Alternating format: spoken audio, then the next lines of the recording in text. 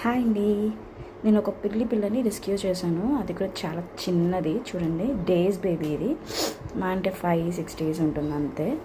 So నేను rescue చేసినప్పుడు just 1 day rescue అనమాట. 1 డేనే ఉంటుంది. ఒక్కరోజు ముందు పెట్టి వెళ్ళిపోయాడంట. అది పాలలో తడిచి మొత్తం ఇట్లా నీళ్ళు ముద్దగా ఉన్నాయి. సో ఇప్పుడు చాలా యాక్టివ్గా ఆడుతుంది.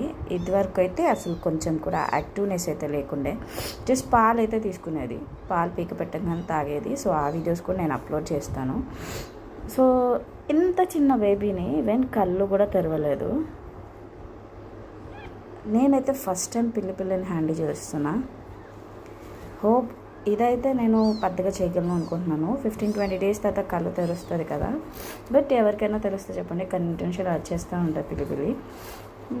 ఎవరికైనా కావాలి అంటే మాత్రం చెప్పండి. ఆఫ్టర్ 1 month 15 days 20 days తర్వాత తను మొత్తం ఐస్ అంతా ఓపెన్ చేసింది, హెల్తీగా ఉంది అంటే అడాప్షన్ చేస్తాను.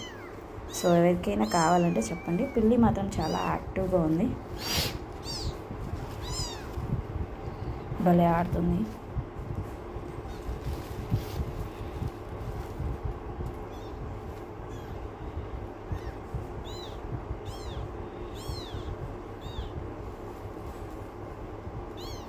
చాలా బాగుంది.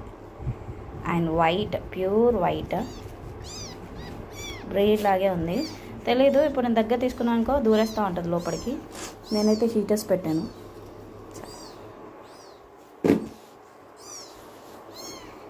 పెట్టాను.